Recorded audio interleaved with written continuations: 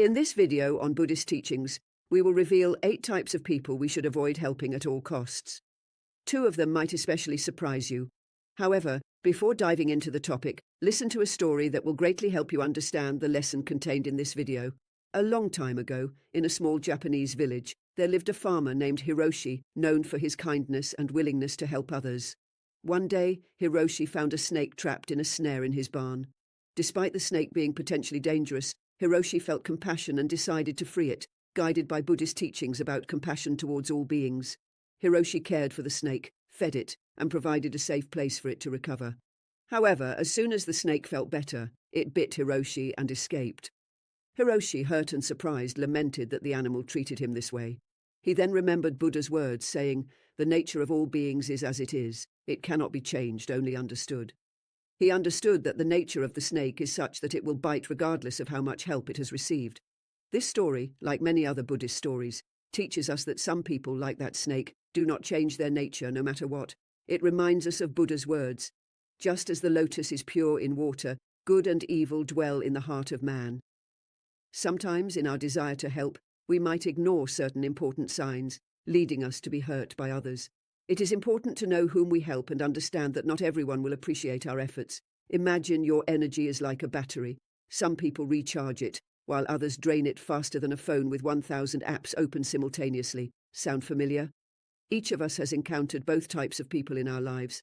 Let's take a look at these energy vampires and why it's crucial to recognize them. Before continuing, if you find value in these videos, please give us a like, subscribe, and click the bell to stay updated with our upcoming videos. Let's begin.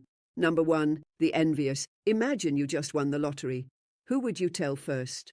Before you start making a mental list of all those people, let me share an interesting fact. According to a study conducted by Harvard University in the United States, 70% of lottery winners experience a deterioration in their personal relationships after their victory. The main reason for this is envy.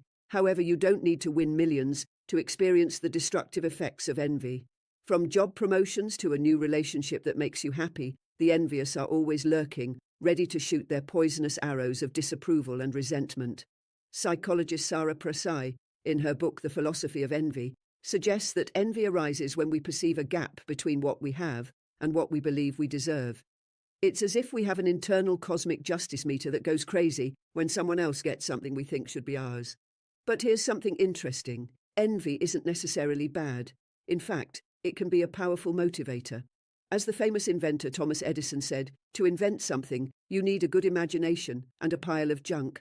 Substitute bad envy and you have the recipe for success or disaster, depending on how you handle it. The key is how we react to envy, both our own and others. Here's one of the most counterintuitive but effective tips. Keep your successes and plans secret. Yes, you heard that right. In an era where it seems that if you don't share something on social media, it didn't happen, I suggest you do the exact opposite. Why do I say this? As the great spiritual master Buddha said, silence is the most powerful answer to many questions. When you share your plans prematurely, your brain releases dopamine, the same chemical released when you actually achieve your goal. This can lead to a false sense of satisfaction, diminishing the motivation to continue. A study published in one of the most popular American journals showed that people who kept their goals secret were 67% more likely to achieve them than those who shared them widely. It's as if the universe has a twisted sense of humor. The more you talk about your dreams, the less likely they are to come true. When you share your plans, you're not only dealing with your own psychology, but also with the psychology of other people. And this is where our envious friends come into play. As American writer and playwright Gore Vidal said, "Whenever a friend succeeds, a little something in me dies." Multiply this by each person you tell your plans to, and you'll get an idea of the amount of negative energy you have to deal with. In Zen Buddhism, it is taught that every step on our path is an opportunity for learning. As Buddha said, there is no path to happiness. Happiness is the path. In our relationships with others, especially with the envious, we should be like water, flexible but strong. Water may seem soft, but it has the power to carve rock. Similarly, our behavior can influence others, even if our actions seem subtle. Envy can be transformed if approached with wisdom and compassion. In the end, as Zen master Shunryu Suzuki said, all things are empty, but the city is full of all things. You can attract attention without even realizing it. So what should we do? Should we become hermits and keep all our achievements to ourselves? Not exactly. The key in this case is selectivity. As the author of Think and Grow Rich, Napoleon Hill, said, "Keep your dreams away from negative people because negative people will only discourage you from pursuing yours. Treat your dreams and plans like a secret recipe. You wouldn't give it to just anyone, right? You would only give it to those you trust completely, those who will not only not betray you, but will help you improve it." In the spirit of Zen, when you decide to share your plans or successes, do so in a way that inspires rather than provokes envy. Instead of saying, "I just got an amazing promotion," try saying, "I'm excited about this new challenge at work." The difference may seem subtle, but the impact on how others perceive your message can be enormous. Ancient Chinese philosopher and creator of Taoism, Laozi, reminds us that words have the power to create reality. Choose your words wisely. So how do we recognize our envious friends? Here are some warning signs that can make this task easier. The reluctant flatterer. Their compliments are more forced than a smile at a meeting with the in-laws. The professional minimizer. No matter how great your achievement, to them, it's always a matter of luck or something insignificant. The compulsive competitor. Your success is just an excuse for them to tell you how they did it better, faster, or cheaper. The hidden saboteur. Publicly they cheer you on, but privately they do everything they can to ruin your plans. The information collector. They always want to know more details, not out of genuine interest, but to find faults or copy you. Recognizing these patterns is the first step to protecting yourself. The second is developing what I call a bamboo mind. Do you know what makes bamboo grow strong and resilient? It transforms difficulties and adversities into strength and flexibility. As Zen philosophy says, every obstacle is an opportunity to practice. Similarly, you can use the envy of others as motivation to keep growing and improving. Remember, your worth doesn't decrease because of others' achievements, nor does it increase because of their failures. As former US President Theodore Roosevelt said, "Comparison is the thief of joy." Focus on your own path, your own goals, and your own development. Zen Buddhism teaches that the path to enlightenment is unique, and each person must walk it themselves. As Zen Master Shunryu Suzuki said, each of us must cross our own ocean by ourselves. Envy often reflects others' insecurities. The next time you sense an envious gaze, smile, not because you enjoy someone else's discomfort, but because you've discovered a sign that you're on the right track. In the spirit of Zen, smile with compassion, understanding that others' envy is an expression of their own suffering. In summary, being selective about whom you share your successes and plans with is not a matter of selfishness or arrogance, but of protecting your energy, maintaining your motivation, and shielding yourself from toxic envy. The next time you have big news or an emotional plan, take a deep breath, smile to yourself, and treat it like your most precious treasure.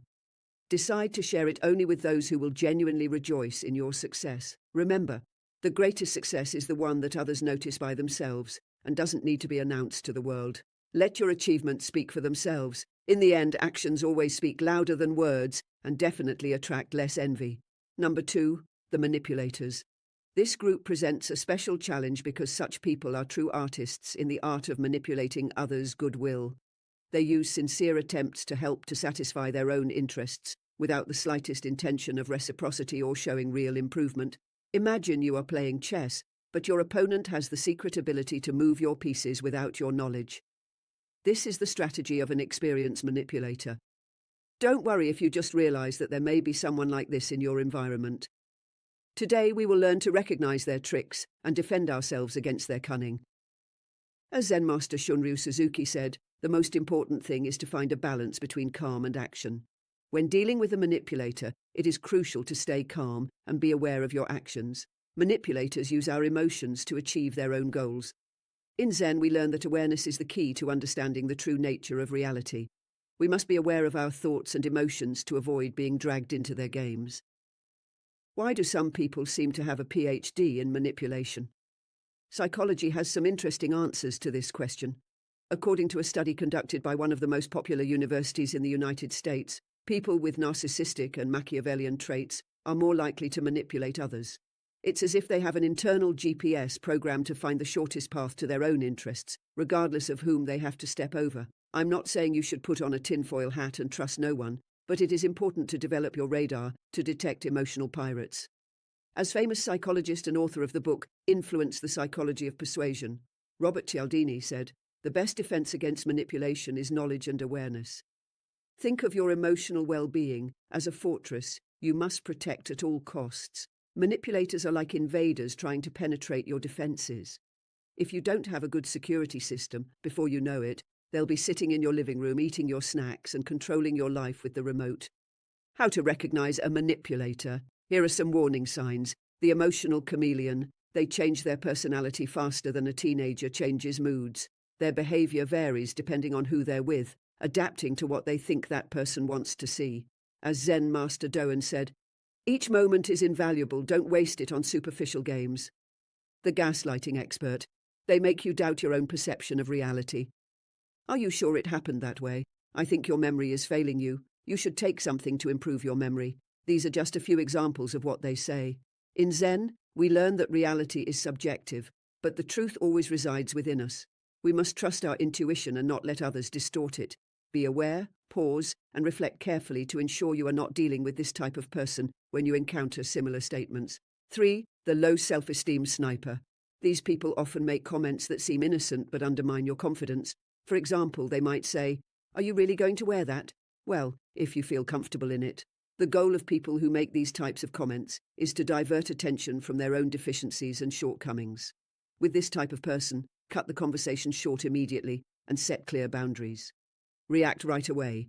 Otherwise, each additional comment from that person will affect you even more. Remember your inner value and don't give others the chance to question it without basis. From the Zen perspective, it is important to develop inner strength and tranquility. As Zen Master Thich Nhat Hanh said, "Without inner peace, it is impossible to find outer peace." If we are not calm within ourselves, manipulators can easily disturb our balance. This is why meditation and the practice of mindfulness are key to dealing with manipulation. Through meditation, we can learn to observe our thoughts and emotions without attachment, allowing us to react more consciously and controlled. 4. The ungrateful. Have you ever met someone who seems to have a black hole instead of a heart? Those people who, no matter how much you give them, always want more and are never satisfied. Imagine you are at a restaurant enjoying a delicious dinner with friends, when suddenly you hear someone loudly complaining about the food, the service, and even the color of the napkins. Yes, you guessed it, a professional ingrate in action.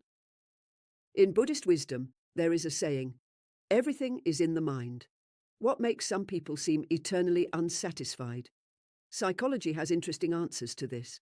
According to a study conducted by the University of California, people with low self-esteem tend to be less grateful. It's as if they have a filter that only lets negative things pass through, blocking all the good that life offers. I'm not saying you should cut ties with anyone who forgets to say thank you, but it is important to recognize when someone constantly abuses your kindness. As famous entrepreneur Richard Branson said, "Treat your employees as you want them to treat your best customers." We can extend this advice to all our relationships. Think of gratitude as a plant that needs to be watered and cared for to grow. If you constantly give your time, energy, and resources to a plant that despite this does not flourish or bear fruit, it might be time to consider if you are cultivating the wrong garden. As Zen Master Thich Nhat Hanh taught, gratitude is the heart of true Zen practice. When we appreciate the moment and the people in our lives, we transform each moment into a valuable gift. However, be careful not to confuse ingratitude with constructive honesty. Your friend, who tells you that you have spinach between your teeth before an important date, is not ungrateful. They are a hero without a cape. The difference lies in the intention and pattern of behavior. A fascinating study published in an American scientific journal showed that people are not only happier, but also have stronger and more lasting relationships when they practice gratitude in their lives. It is as if gratitude were an invisible glue that holds our social connections together. So what to do with this type of person? The answer is not simple, but we can take some lessons from positive psychology. Martin Seligman, considered the father of this branch of psychology, suggests that cultivating gratitude benefits not only the receiver, but also the giver. Instead of being frustrated with the ungrateful, we can see them as an opportunity to strengthen our own ability to appreciate the good things in life. Just as we physically train our legs or back in the gym, training our gratitude muscle works the same way. However, don't confuse being grateful with being a bottomless pit. Setting healthy boundaries is as important as being generous.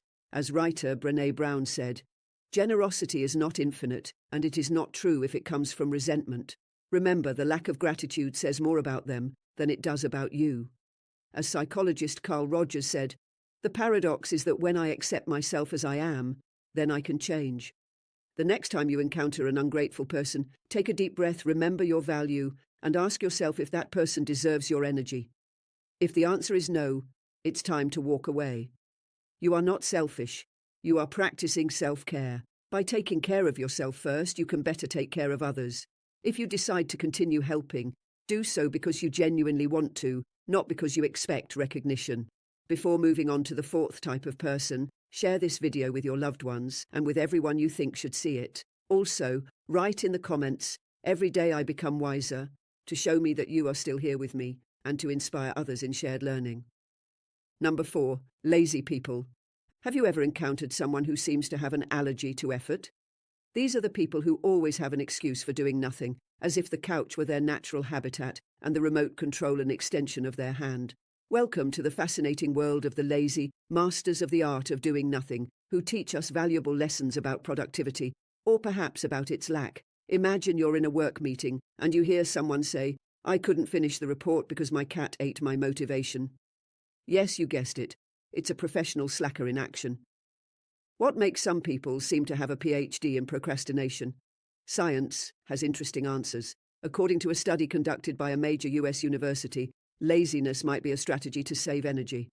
It's as if our caveman ancestors passed down a gene for energy-saving mode, but in today's world, where we don't need to conserve energy to escape predators, this strategy can become unproductive. As one of the great psychologists of the 20th century, William James, said, "Nothing is so fatiguing as the eternal hanging on of an uncompleted task." In Zen Buddhism, there is the teaching about mindfulness and being fully present in the current moment. As Zen master Shunryu Suzuki used to say, "The beginner's mind has many possibilities, while the expert's mind has few." Laziness is often a way of avoiding presence and full engagement. When we believe we already know everything about a subject, we often stop dedicating the same energy and attention we gave at the beginning. That's why in Zen practice we are encouraged to fully commit to each action, no matter how small. This reminds me of the story of a Zen monk who carefully and diligently swept the path around the monastery every day. When asked why he gave such importance to a mundane task, he replied, "When I sweep the path, I also sweep my mind, leaving it clear and clean." So instead of supporting others' laziness, we can encourage them to fully commit to their actions, teaching them that each moment and each task is a valuable opportunity for practice and growth. Recognizing and avoiding supporting those who avoid effort is an act of compassion toward oneself and others. As Buddha said, "You will not be punished for your anger, you will be punished by your anger." The same goes for laziness. Avoiding effort and responsibility leads to suffering and stagnation for both the lazy person and those who try to support them. How to identify a chronically lazy person? Here are some warning signs. Type 1. The king of excuses. These people have more excuses than a cat has lives. "I couldn't go to the training because my plant needed me to sing to it so it would grow." In Buddhism, excuses are like illusions that separate us from true understanding. As Zen master Shunryu Suzuki said, "The most important thing is to know that you have the nature of a Buddha, and that means nothing limits you." Type 2. The expert in "I'll do it tomorrow."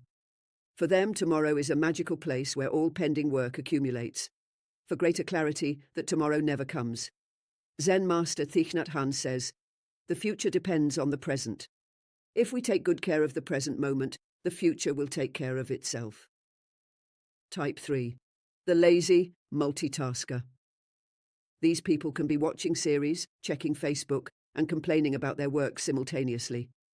If they invested that energy in being productive, they would probably solve the problem of global warming. In Zen teachings, the unity between mind and action is key.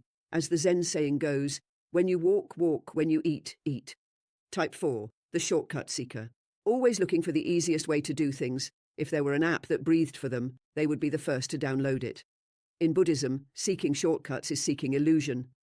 As Zen master Dogen taught, the way is perfect and all-pervasive. As soon as you stop seeking, you realize you are where you need to be. Type 5. The procrastinator. For these people, the alarm clock is just a friendly suggestion. 5 more minutes, they say, and before they know it, an hour has passed. In Buddhist philosophy, the clock symbolizes that time is just an illusion, but our responsibility with each moment is a reality. I'm not saying you should break ties with everyone who prefers a nap to a gym session, but remember that surrounding yourself with lazy people can lead you to become as lazy as they are. As writer and motivational speaker Tony Robbins said, "You are the average of the 5 people you spend the most time with. Choose your company wisely, or you might end up being the only healthy tooth in a mouthful of cavities." In summary, in our desire to help others, we must be mindful of whom we offer our energy. It's not about denying help to everyone, but about helping with wisdom and discernment, ensuring that our efforts are truly valuable and benefit both ourselves and those we help. Number 5, the irresponsible. Have you ever met someone who seems to live in a world without consequences?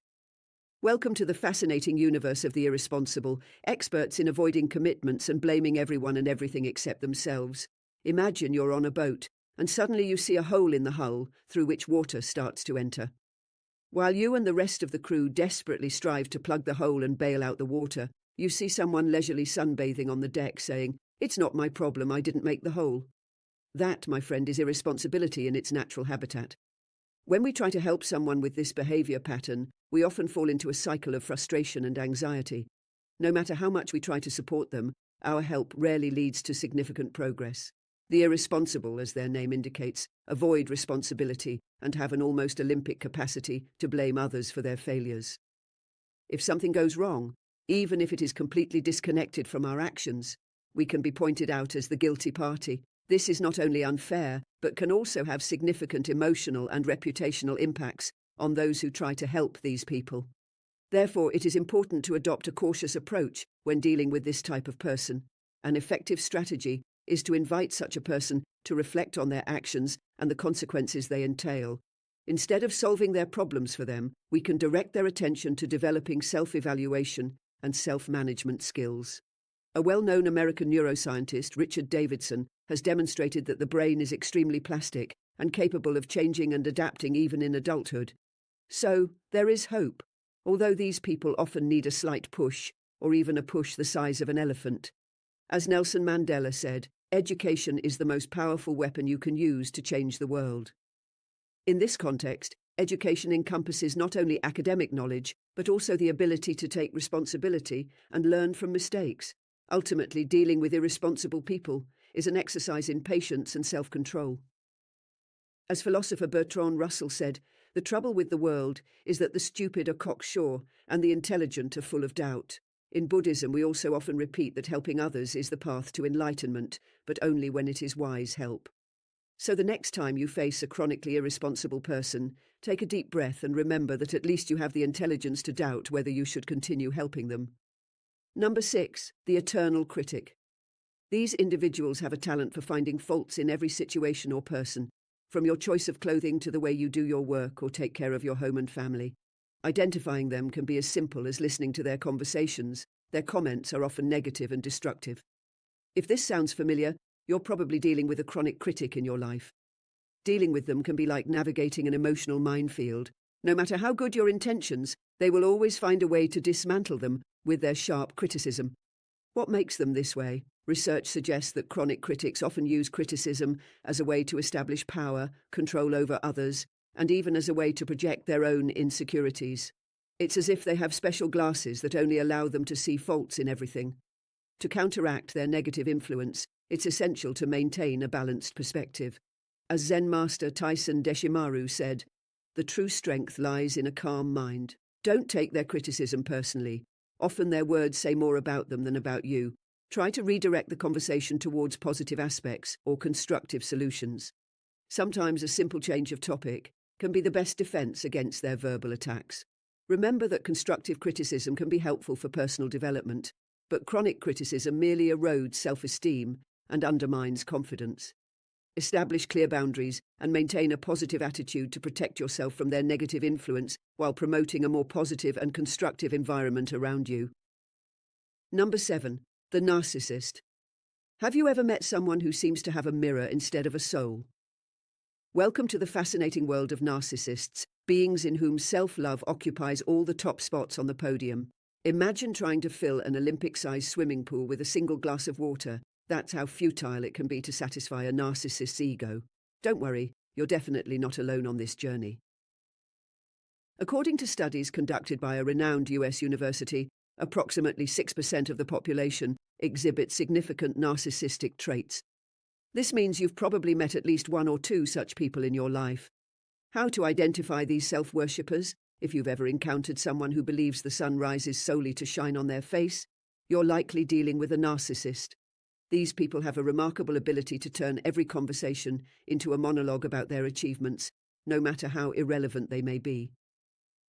Dealing with a narcissist can be more exhausting than trying to teach a cat to bark, but don't lose hope. There are strategies you can apply. It's not about changing the narcissist, but about changing the way you interact with them. An effective tactic is what psychologists call selective validation. It's somewhat like training a dog. You reinforce the positive behaviors the narcissist shows and ignore the negative ones. When the narcissist shows a bit of empathy, which sometimes happens, acknowledge it. However, when they begin to exhibit their classic scenes, don't engage. Remember, you are not obliged to be a captive audience to their one-person show. In Zen, we learn that true happiness comes from accepting who we are. Don't let others impose their expectations and values on you. Be aware of your thoughts, emotions, and actions, and you will find the inner peace that will allow you to better handle manipulation, criticism, and narcissism. A best-selling author in the field of psychology once said that the ego is an insatiable octopus that feeds on your life. A Zen master would say that the ego is like a hungry ghost in samsara, always wanting more and never finding comfort. Don't let narcissism in your life be that octopus or hungry spirit. However, be careful not to confuse healthy confidence with narcissism. As Zen masters say, confidence is like a calm lake reflecting the beauty of the sky, while narcissism is like a stormy ocean that destroys everything in its path. The difference lies in the ability to empathize and the constant need for admiration. A confident person can genuinely enjoy the successes of others, like a monk in a Zen state who rejoices in the awakening of his companions. In contrast, a narcissist perceives those successes as a threat to their own greatness. Dealing with a narcissist can be challenging, but also an opportunity to strengthen your patience and compassion. Observing the narcissist can teach us much about the nature of desires and illusions.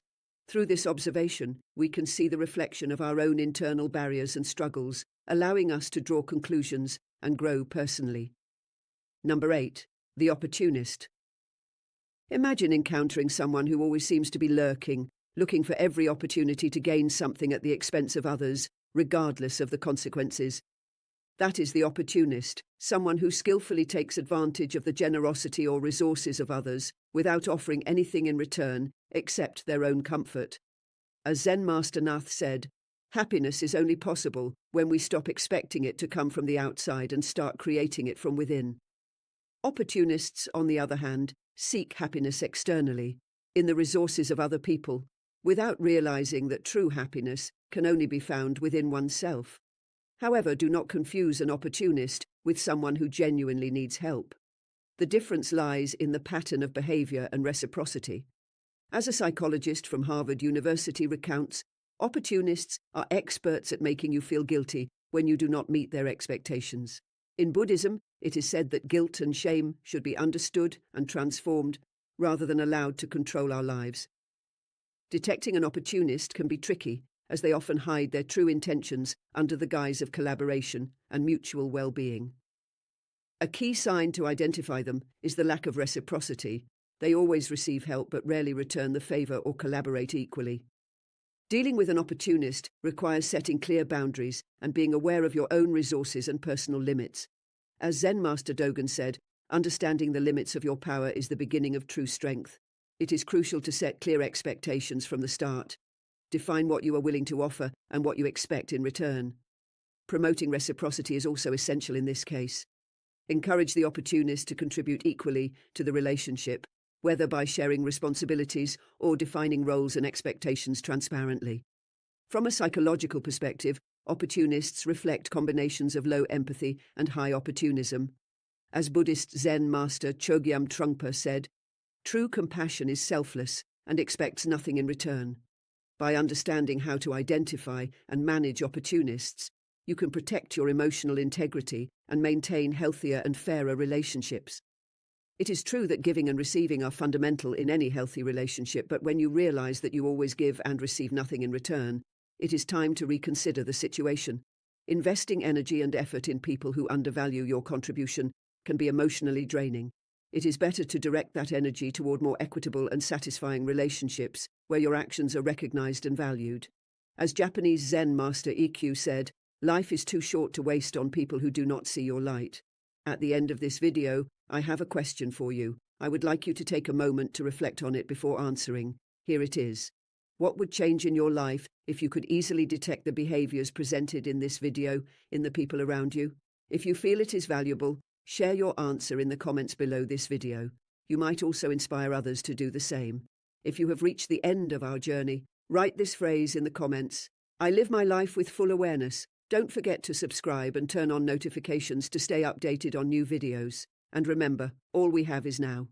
Until the next adventure, my dear friends.